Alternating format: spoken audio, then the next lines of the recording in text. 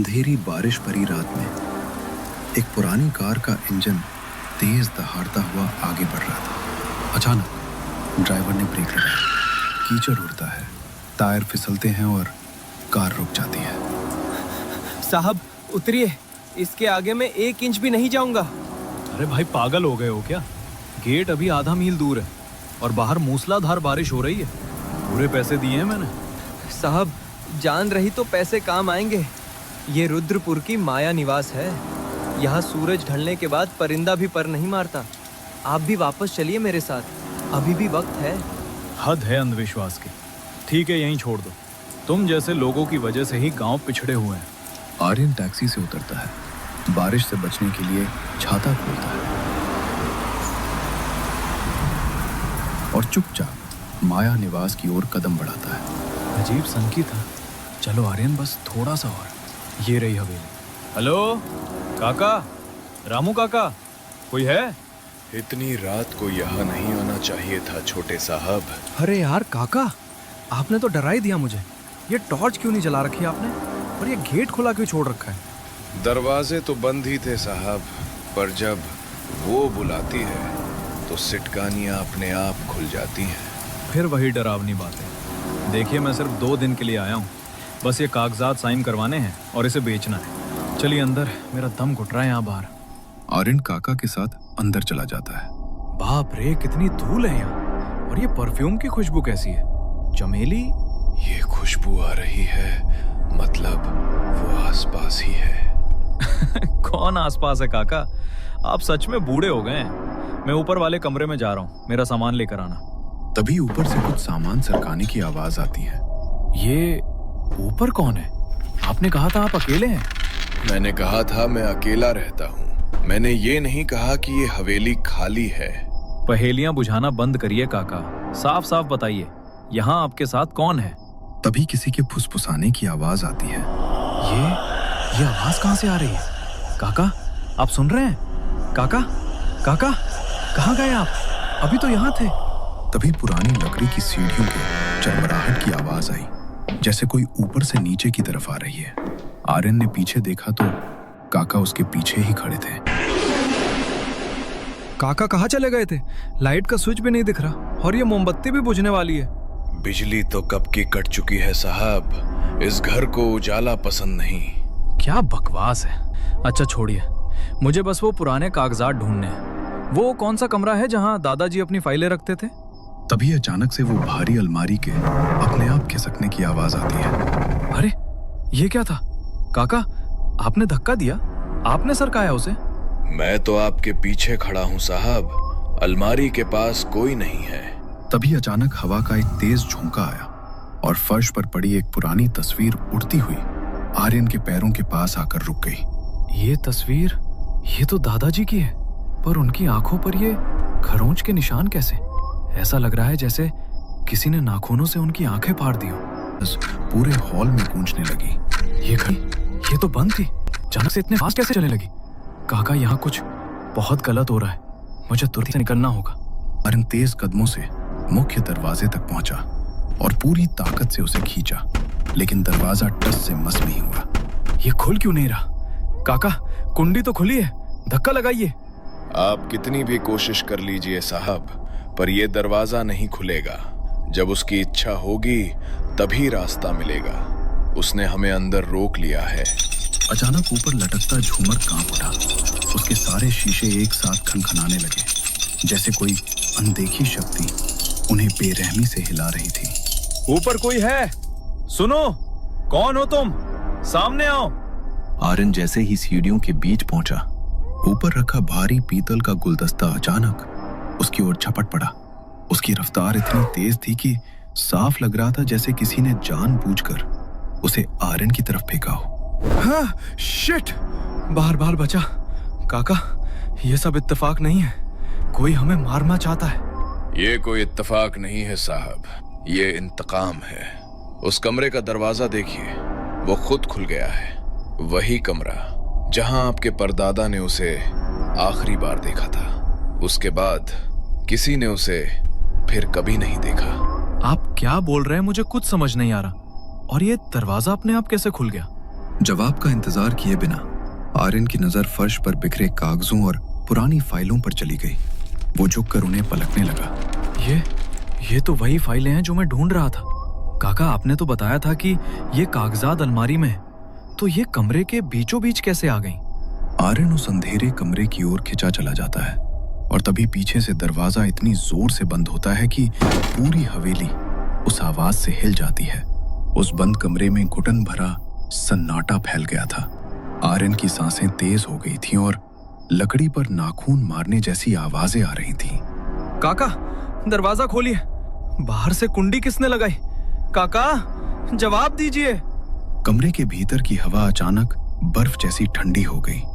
आर्यन ने कांपते हाथों से जेब से लाइटर निकाला और उसे जलाया। छोटी सी कांपती लौ अंधेरे को चीरती हुई आगे बढ़ी और उसी रोशनी में जो नजारा उसके सामने आया, उसे देखते ही आर्यन का खून जैसे रगों में ही जम गया। ये दीवारें? आर्यन की आवाज गले में अटक गई। इन पर ये क्या लिखा है? मेरा खून, मेरा बदला।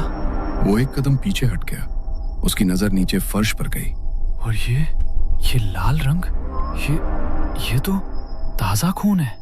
और उसी वक्त जोर जोर से एक औरत के रोने की आवाज आने लगी, जो दीवारों से टकराकर पूरे कमरे में फैल गई। कौन? कोई है? जैसे ही लाइटर की रोशनी कमरे के एक कोने में पड़ी, वहां एक पुरानी लकड़ी की कुर्सी अपने आप हिल रही थी। लेकिन तभी एक जोर की आवाज के साथ दरवाजा खुल गया। बाहर रामू काका थे। रामू काका जैसे ही अंदर आए, कुर्सी का हिलना बंद हो गया। काका, आप? ये क्या हो रहा है? मुझे कुछ समझ नहीं आ रहा। प्लीज मुझे यहाँ से बाहर निकालो। छोटे साहब, देर मत करो, जल्दी निकलो यहाँ से। मैं तुम्हें सब समझा दूंगा।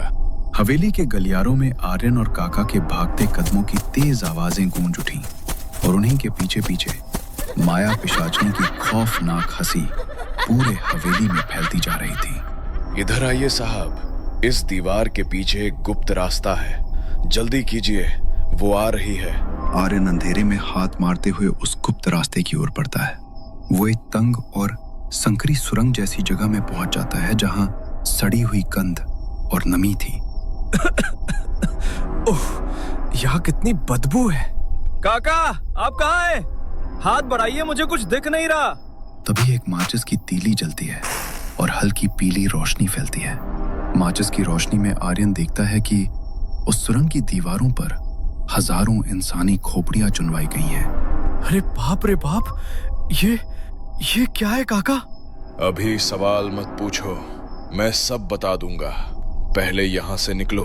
वहां से किसी तरह निकलने के बाद आखिरकार वो दोनों हवेली के पीछे बने उस छोटे से मंदिर में पहुंच जाते हैं, जहां माया का साया नहीं आ सकता था। थोड़ी देर की खामोशी के बाद रामू काका ने माया की कहानी बयान करना शुरू किया। पुरानी रेडियो ट्यूनिंग की आवाज आ रही थी। बैकग्राउंड में 80 के दशक का एक मधुर संगीत बज रहा था। ये उन दिनों की बात है जब रुद्रपुर की इस हवेली में रौनक हुआ करती थी। आर्यन के दादाजी ठाकुर गजेंद्र सिंह अपनी पत्नी और परिवार के साथ यहाँ शान से रहते थे। पर एक शाम इस हवेली की देहरी पर मौत ने एक खूबसूरत चेहरा पहनकर कदम रखा। हाँ भाई, कौन है इतनी शाम को? साहब, दूर गांव से आई हूँ, अकेली हूँ। अगर कुछ काम मिल जाता तो बड़ी मेहरबानी होती। वो माया थी। उसकी आंखों में एक ऐसी कशिश थी कि दादाजी पहली ही नजर में उसके वश में हो गए। कुछ ही हफ्तों में हवेली का नजारा बदलने लगा। दादाजी का व्यवहार अपनी पत्नी के प्रति रूखा हो गया और वो घंटों माया के कमरे में बिताने लगे। एक दिन की बात है, आंगन में बंधे मवेशियों, गाय भैंस तड़पने लगे और रंभाने की दर्दनाक आवाजें आने लगी। आर्यन की दादी रोते हुए गजेंद्र सिंह के पास गई। सुनिए, आज फिर एक गाय मर गई। उसकी आवाज कांप रही थी। उसके शरीर में खून की एक बूंद भी नहीं बची थी।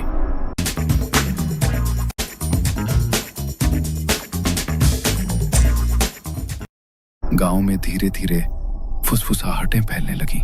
लोगों को माया पर शक होने लगा। गांव वाले कहते थे, जब से माया इस गांव में आई है तब से अजीबोगरीब घटनाएं शुरू हो गई हैं। आज इनकी दादी ने ये सारी बातें गजेंद्र सिंह को बताई। हर एक डर, हर एक शक। लेकिन गजेंद्र सिंह माया के प्रेम जाल में इतने गहरे फंस चुके थे कि उन्हें कुछ भी साफ दिखाई नहीं दे रहा था। सच उनके सामने था, लेकिन उनकी आंखों पर मोह की ऐसी पट्टी बंधी थी जिसे कोई डर, कोई मौत भी हटा नहीं पा रही थी। बस एक शब्द और नहीं। माया इस घर की अब सिर्फ नौकरानी नहीं है, तुम अपनी हद में रहो। माया ने दादाजी को पूरी तरह अपने सम्मोहन में जकड़ लिया था। अब हवेली की बागडोर गजेंद्र सिंह के हाथ में नहीं, बल्कि माया पिशाचनी के कब्जे में जा चुकी थी। आर्यन की दादी समझ ही नहीं पा रही थी कि अपने पति गजेंद्र सिंह को कैसे समझाए। गांव वालों के बीच डर और चर्चा बढ़ने लगी। आखिरकार उन्हीं के सुझाव पर एक दिन दादी एक तांत्रिक बाबा के पास पहुंची और उन्हें पूरी घटना विस्तार से बता दी। गायों की मौत, हवेली में बदलता माहौल और गजेंद्र सिंह का अजीब व्यवहार। तांत्रिक बाबा चुपचाप सुनते रहे और उनकी आंखों में बढ़ता हुआ डर साफ बता रहा था कि ये कोई साधारण मामला नहीं था। ठाकुरानी जी, जिसे आप लड़की समझ रही हैं, वो एक पिशाचनी है। वो इंसानों को प्यार के जाल में फंसाती है ताकि उनका यौवन और खून पीकर खुद को हमेशा के लिए जवान रख सके। उसे रोकना होगा, वरना आपका वंश खत्म हो जाएगा। तांत्रिक बाबा ने गहरी आवाज में बताया, कल अमावस्या है। उन्होंने कहा, अमावस्या की रात पिशाचनी की शक्तियां कई गुना बढ़ जाती हैं। उसी रात वो उस पुरुष का खून पीती है जो पूरी तरह उसके वश में आ चुका होता है। ये सुनते ही आर्यन की दादी के पैरों तले जमीन खिसक गई। अब उनके पास सिर्फ एक दिन और एक रात का वक्त था, अपने पति को बचाने के लिए या सब कुछ खो देने के लिए। डर के बावजूद उन्होंने हिम्मत जुटाई और आखिरकार अमावस्या की काली रात आई।